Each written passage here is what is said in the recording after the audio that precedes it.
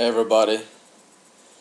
So, the title of this video is that enlightenment is not the end, it's a beginning. And what I mean by that is that I think that in, let's call it our contemporary spiritual culture, there's a tendency to believe that like enlightenment is the ultimate goal. And if you reach enlightenment, there's no more suffering, there's no more strain, there's no more pressure, what have you.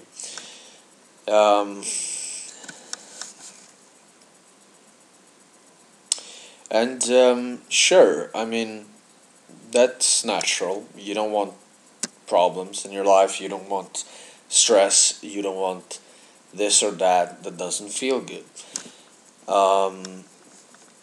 But I saw this very interesting video with a woman. She was talking about Buddha and how when Buddha became enlightened, he still had to go to be active and do things, and that he invited Mara, which is another word for illusion, for tea, basically embracing that which had beforehand kept him stuck or kept him in a deluded or whatever, what have you, like some form of suffering. He invited that, embraced that, because that was it was ultimately that which led him to the realization of, you could say, the realization of creation, or the realization of God, or the realization of the Buddha nature. That's what Buddha means, awake. And it literally means awake. And that's the, like when you, let's say when you become awake, it's simply that it's not that you reach an end in which everything is now completed and sort of it just ends there, or that there's like a completion which would sort of make everything go away or something. It's not like that. Sure, there is a completion to it, but it is ultimately just a recognition of that which is real, and a recognition of that which we could call spirit, we could call it God, we could call it Buddha nature or Christ consciousness, whatever. There's a recognition of that in everything. And you are that. You are all that is. You are everything. That is ultimately, to me, in my own sort of realization, what I've came to realize is that there is no separation unless I choose to create separation. So ultimately everything comes from the same nature. And what is real is that which cannot be threatened, cannot be torn apart, or what have you. And this which is real is my essential true nature. And what I want to add to this is my essential true nature, is your essential true nature, is everything's essential true nature. And you can really start to see this in everything. You can see it in the trees, you can see it in other people, you can see it in a pillow, you can see it in the food you eat, or the conversations you have, or the books you read. It's not something that you come to and realize and it's like, oh, that is it. It is everything. It is not special. It is not something that, like in a sense, the experience of it can be quite special, but it's not something that is more important than something else. And it's basically, we could call it the Buddha nature or the Christ consciousness. What it essentially is the ground of being, is that which has always been, will always be. And I believe that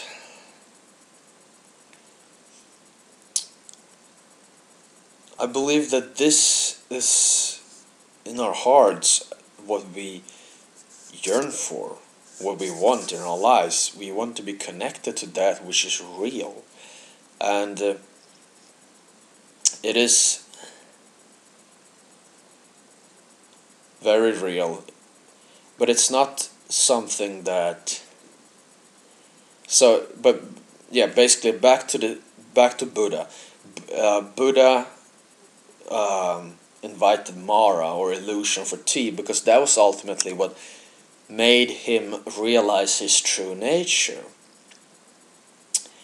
So, and you could also say that it's challenges that makes you grow, or you could simplify it that basically the illusions or the things that could make you blind, could make you deluded, or could make you give your power away, or what have you. These things give you an opportunity to grow and to transcend them. That's their ultimate purpose. So instead of viewing enlightenment or Buddha nature or Eckhart Tolle or what have you as something that is above, or something that is like the ultimate, instead of viewing it as the ultimate, view it as just reality, or that which is real.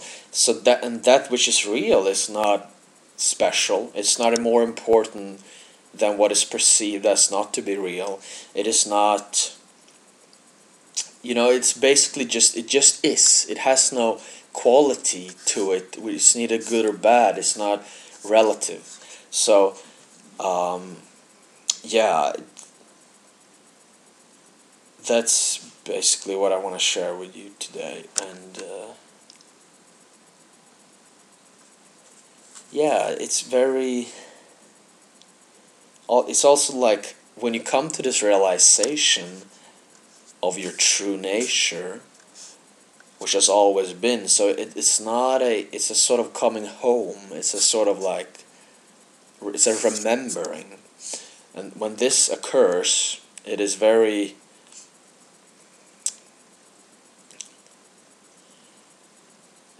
real, but it's also sort of,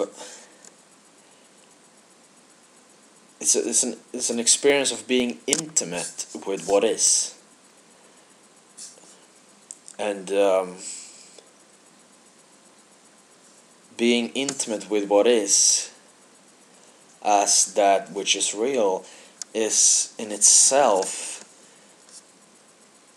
your home. Like it is difficult to give words to it, because at the moment you try to explain it, you're trying to put it into a box. But the basic there was something more I wanted to share. Now I forgot what that was, but so yeah, it's not an end, it's a beginning. So when you come to that realization of what is real, you can still be active in the world. You can still have a personality. You can still be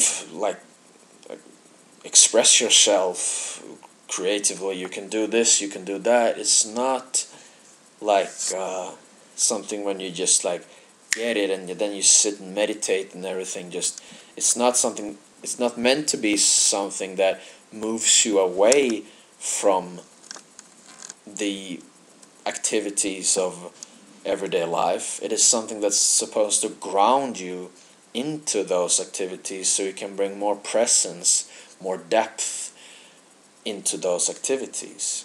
And yeah, it's so reality check. Enlightenment is not an end, it's a beginning. And it's a beginning in the sense of seeing things as they truly are and doing the same things that you would like to do, that live the life that you want to live. And the journey for each one of us is very different. I mean, difference is all in the body ultimately, but we have different paths, one could say. But the reality, the ultimate, like the Buddha nature, Christ consciousness, is the same for everybody. Um, but we do different things. We have different ideas, things that we go through with. And these are still, you know, you can still be inspired to do things and to create things and this and this. And so enlightenment is not something that moves you away from that, something that, moves you further into that which you want to do. So that's basically what I want to share with you today, and thanks for watching. Feel free to comment, feel free to email, feel free to check out the things I have on the side there about healing and guidance. It's very powerful stuff, and thanks again for watching.